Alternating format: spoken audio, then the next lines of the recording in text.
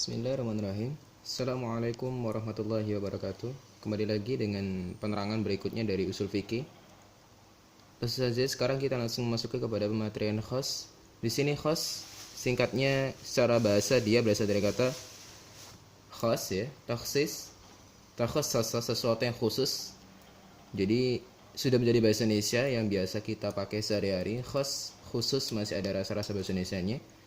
Sehingga nggak perlu bingung masalah khos untuk secara bahasa. Lalu kemudian secara istilah di sini terdapat sebuah pengertian yaitu susunan atau perkataan yang mengecualikan isi dari sesuatu yang umum.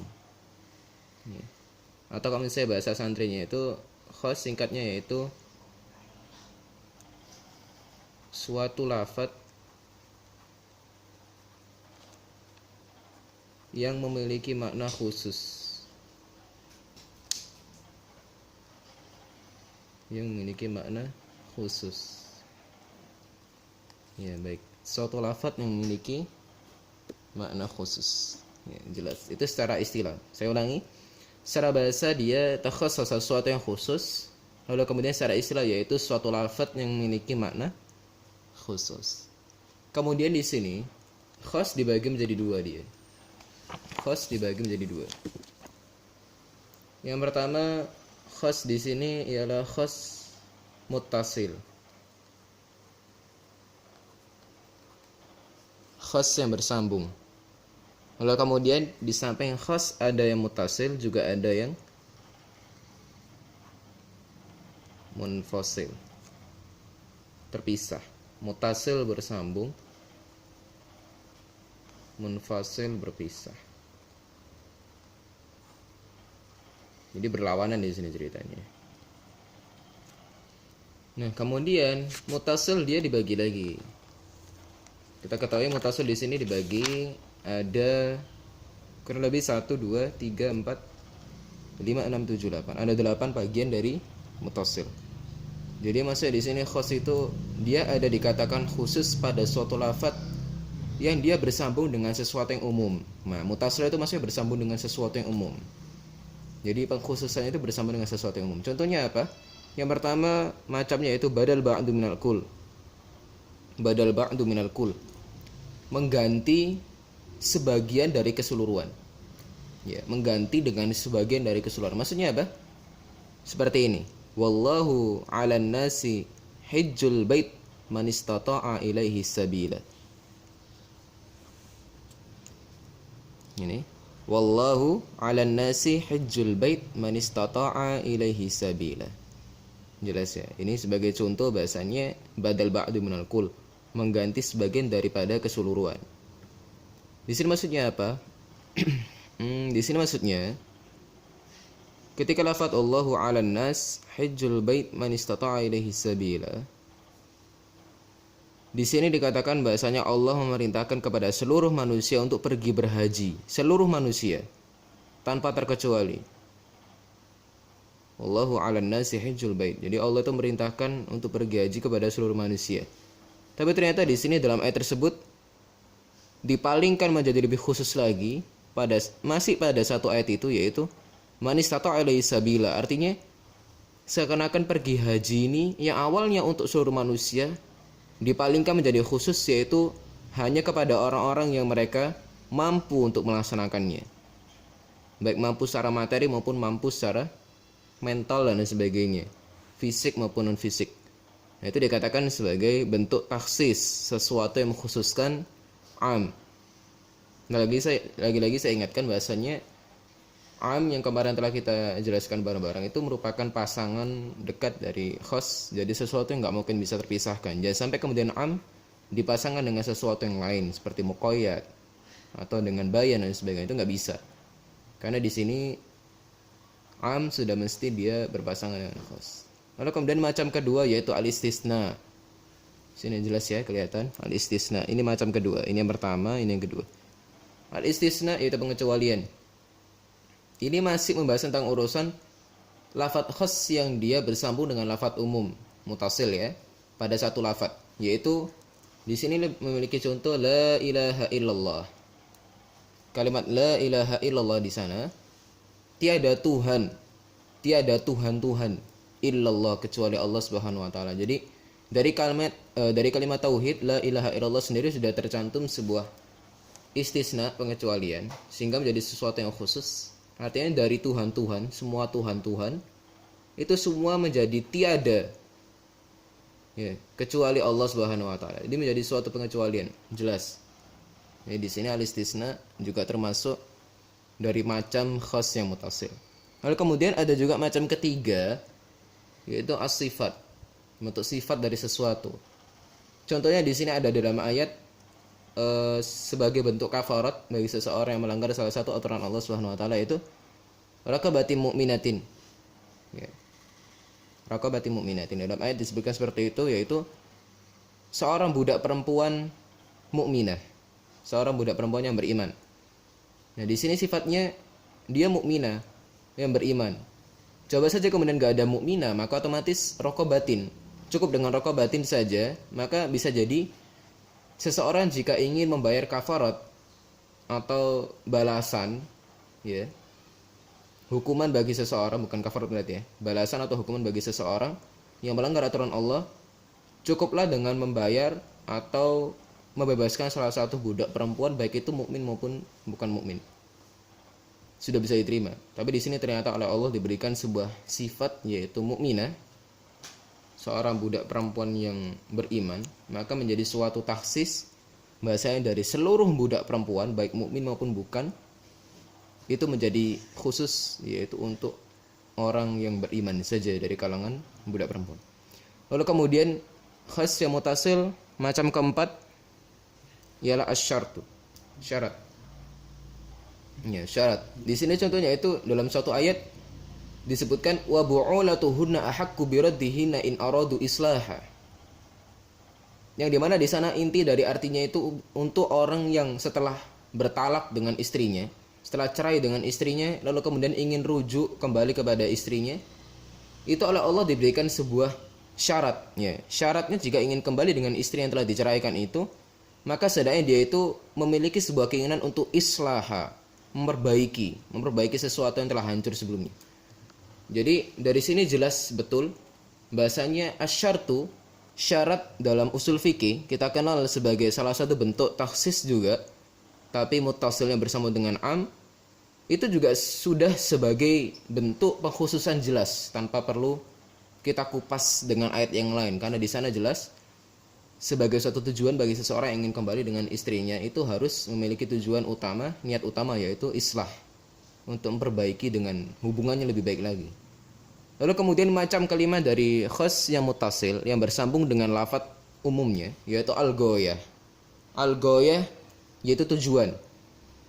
Nah, contohnya apa? Dalam suatu ayat, atimmus siyama ilal lail. Sempurnakan puasamu sampai malam hari. Nah, teman-teman sekalian, coba perhatikan dari kalimat ilal lail. Kalau saja kemudian Allah enggak berikan kalimat ilal lail sampai malam, bisa jadi seseorang berpuasa itu tanpa batas untuk berbuka. Artinya berpuasa dari sahur, nggak tahu kapan bukanya. Tapi qadar Allah ketika Allah memberikan sebuah tambahan dalam ayat Al-Quran ilal lail, artinya sempurnakanlah puasamu itu sampai malam. Berarti orang dikatakan berpuasa cukup sampai kemudian matahari akan terbenam. Nah, kemudian puasa bisa dilanjutkan dengan berbuka. Nah, ilal lail al-ghoyah di sini menjadikan bentuk taksis, pengkhususan bahasanya manusia berpuasa itu tidak setiap hari, tidak setiap saat, tidak setiap waktu, tidak setiap masa. Dia dipalingkan, dikhususkan dia berpuasa sampai menjelang terbenam matahari, itu cukup. Nah, jadi sebuah taksis lagi-lagi. Lalu kemudian macamnya selanjutnya yaitu macam keenam dari taksis yang mutasil, khas yang mutasil yang bersambung dengan lafaz amnya, yaitu al-hal, keadaan. Ya. Contohnya apa? Dalam suatu ayat, wala tamshi fil ardi maraha, dan janganlah kalian berjalan di muka bumi dalam kondisi sombong. Ya. Wala tamshi fil ardi maraha, dan janganlah kalian berjalan di muka bumi dalam kondisi sombong. Kalau saja kemudian Allah tidak menambahkan kalimat maroha, sombong, maka otomatis manusia dilarang berjalan di muka bumi. Karena di sana lafadznya wala tamshi fil ardi, janganlah kalian berjalan di muka bumi. Kalau misalnya kemudian Allah tambahkan dengan maroha, berarti seakan-akan seseorang itu baru dilarang oleh Allah untuk tidak berjalan di muka bumi itu ketika kondisi dia ingin berjalan dalam sifat sombongnya. Nah, gitu. Lalu kemudian macam selanjutnya dari taksis yang mutasil, khas yang mutasil yang bersambung yaitu jar wa majrur. Nah, ini sudah sangat terkenal sekali di kalangan para ahli fuqaha. Biasanya dalam suatu lafaz kajian hadis ketika seseorang yang menentukan sebuah hukum, biasa orang temukan itu ada jar wa majrur. Nah, ini sebagai suatu ikat ini. Contohnya seperti fil masjid, di masjid itu. Kalau saja nggak ada jar, tidak ada fi, lafaz fi itu termasuk dari kategori huruf jar dalam urusan nahwu di sana nanti. Kemudian al masjid sebagai ismun majrur yang dimajrurkan oleh huruf jar itu sendiri. Nah, itu menjadi suatu taksis. Bahasanya masjid itu bukanlah suatu masjid yang tanpa tujuan. Artinya bukan masjid yang semata-mata orang cuma berkata masjid, suatu masjid gitu. Tapi menjadi suatu artinya menjadi berubah, yaitu masjid itu lah, ada itunya loh. Kayak seakan-akan orang itu nunjuk kepada salah satu masjid. Ada menjadi suatu khusus gitu loh. Coba saja orang katakan ada kebakaran di masjid, ada kebakaran di suatu masjid. Ini masih umum. Kalau saja kemudian orang mengatakan ada kebakaran di masjid itu, karena kalimat itu sebagai jar ibaratnya, sebagai harfun jar atau jar wa majrur dalam suatu kalimat kajian hadis maupun Al-Quran untuk menentukan sebuah istinbat hukum, itu menjadi suatu taksis yang cukup besar, luar biasa. Bisa merubah seluruh hukum kalau misalnya kemudian ditemukan pemaling taksis seperti itu, katakanlah. Nah, kemudian macam selanjutnya kita langsung berlanjut, yaitu yang ke-8 dari taksis mutasil, dari khas yang bersambung dengan lafadz amnya, yaitu maf'ul li ajli. Ya. Dia maf'ul karena ada alasan. Nah, seperti apa? Qama Muhammad ijlalan imam. Ya, katakanlah seperti itu ya di sana lafadznya. Qama Muhammadun ijlalan imam. Ya, gitu ya. Jadi Muhammad itu berdiri ijlalan imam. Kurang lebih di sana itu intinya Muhammad dia itu berdiri untuk mengagungkan sang imam. Jadi kalau saja kemudian tidak ada kalimat ijlalan sebagai maf'ul li ajli atau sebagai suatu alasan kenapa Muhammad berdiri, maka otomatis di sana bisa dikatakan bahasa Muhammad berdiri tanpa ada alasan. Seakan-akan ijlalan dihapuskan sebagai suatu alasan bahasa Muhammad berdiri itu dengan tujuan untuk mengagungkan sang imam. Seperti itu jelasnya untuk singkat ya. Lalu kemudian kita berlanjut seperti ada yang telah saya terangkan, yaitu al-khas. Di sana ada juga khas yang munfasil, yang terpisah. Artinya lafadz taksisnya itu, lafadz yang mengkhususkan lafadz umumnya itu dia berbeda dari nas yang menunjukkan umum. Nas itu yaitu bentuk dari Al-Quran maupun hadis. Intinya suatu dalih. Khas munfasil juga dibagi dia. Ada dibagi menjadi 4. Yang pertama bil has, dengan anggota, ya, dengan rasa. Kemudian bil fi'li, ya, bil fi'li dengan perbuatan, dan bil qiyas dengan perumpamaan, kemudian yang terakhir bil syar'i dengan syariat. Ya, bil has dengan rasa di sini ini untuk penjelasan contohnya agak membingungkan juga. Yang penting di sini ada contoh tudammiru kulla syai'in bi amri rabbiha. Artinya Allah itu membinasakan segala sesuatu bi amri rabbiha, sesuai dengan urusan Tuhannya. Semua itu sesuai dengan kemauan Allah Subhanahu wa taala. Seperti ini mungkin bisa dikatakan mungkin dikhususkan itu kayak seakan-akan karena rasa ya, karena bilhas itu rasa. Artinya seakan-akan kalau saja kemudian kita tidak melanggar perintah Allah, ini kan rasa ya, kayak semacam pendapat bagi seorang makhluk. Kenapa Allah kok membinasakan suatu kaum? Berarti bisa jadi karena Allah itu kemudian murka terhadap kaum tersebut. Nah, jelasnya seperti itu. Jadi seakan-akan kayak Allah itu membinasakan semuanya, gitu kan? Tapi semua ini dipalingkan karena lewat rasa, yang dimana rasanya itu di sana orang tersebut selama tidak melanggar aturan-aturan Allah, ya otomatis Allah tidak akan tudammiruha, tidak akan membinasakan kaum tersebut. Gitu. Sikapnya seperti itu. Walaupun di sana di dalam ayat disebutkan itu kulla syai', segala sesuatu ya. Lalu kemudian bil fi'li. Ya, bil fi'li contoh kedua. Di sana bil fi'li ada contoh yaitu Allahu khaliqu kulli syai'. Allah menciptakan segala sesuatu. Nah, di sini mungkin bisa dikatakan mungkin maksudnya ya. Karena Allahu khaliqu kulli syai', Allah itu yang menciptakan segala sesuatu. Berarti tandanya kalau misalnya mau dipikir baik-baik, berarti Allah tidak mungkin menciptakan dirinya sendiri. Karena Allah di sini sebagai objek.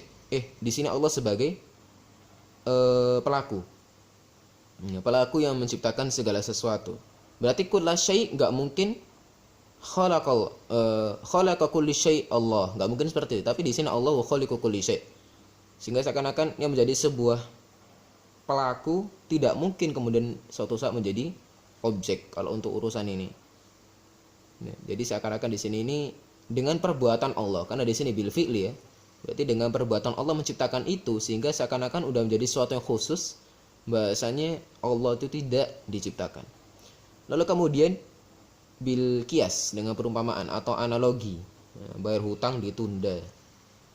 Berarti seakan-akan kalau misalnya udah tidak ditunda mungkin sudah hilang, berarti kayak perumpamaan lah, entah seperti apa nanti bentuknya. Atau kalau orang tua tetap nggak boleh dihina, ya entah seperti apa, intinya analogi di sana. Bagaimana nanti bentuknya silakan ditanyakan kepada Ustadz. Lalu kemudian bisyar'i dengan syariat. Nah, bisyar'i ini ada 3, jadi pembagiannya ini dipecah lagi untuk bisyar'i. Kenapa kok bisyar'i? Karena dia menyentuh nas atau dalil-dalil Al-Quran dan hadis. Ada 3 dia. Yang pertama yaitu Alkitab bil kitab. Ketika mungkin lafadz amnya itu ada dalam Al-Quran, dia juga nanti akan dikhususkan dengan ayat Al-Quran yang lain. Contohnya nanti ada kita temukan di surat Al-Baqarah 30-an itu. Lalu kemudian dengan surat Al-Maidah maupun surat yang lainnya yang kemudian mengatakan bahasanya 4 hal yang diharamkan oleh Allah itu sebagai bentuk pemalingan dari lafadz umum pada ayat huwallazi khalaqalakum ma fil ardi jami'an dipalingkan dengan hurrimat 'alaikumul maitah. Nah, ini sebagai bentuk pemaling. Sama-sama ayat ya. Itu namanya Alkitab, lafadz umum dipalingkan dengan Alkitab ayat lain yang khusus. Jadi ini beda. Makanya kenapa dikatakan dia munfasil, karena terpisah dari lafadz amnya gitu. Lalu kemudian Alkitab bis sunnah. Ada nanti lafadz am, dia berada dalam suatu ayat, lalu kemudian dia dikhususkan dengan salah satu hadis sunnah. Hadis. Contohnya ada seperti aqimus shalah, ya, laksanakanlah salat. Nah, itu kayak seakan-akan amar perintah untuk semua bentuk salat. Ternyata dipalingkan menjadi 5. Nah, itu ada dalam hadis sebagai pemalingan, jadi khusus ya. Nah, kemudian as-sunnah bis sunnah. Hadis bertemu dengan hadis. Jadi hadisnya itu ada lafadz umum kemudian bertemu dengan hadis yang ada sebagai lafadz khusus, mengkhususkan lafadz hadis yang sebelumnya umum ini. Nah, itu ada nanti silakan dicari juga banyak sekali.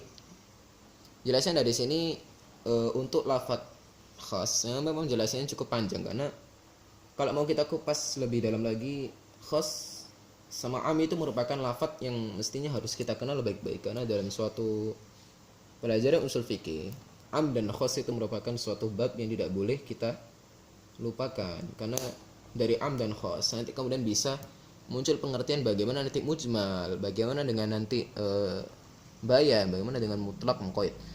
Nanti akan ditemukan apa perbedaan dari am dengan mutlak dan sebagainya. Itu nanti ada sendiri. Bahasan akan disusulkan dengan selesai dengan materi usul fikih untuk daur 2 persiapan ujian. Ya. Saya rasa sekian untuk penjelasan kali ini. Semoga teman-teman bisa untuk memahami baik-baik.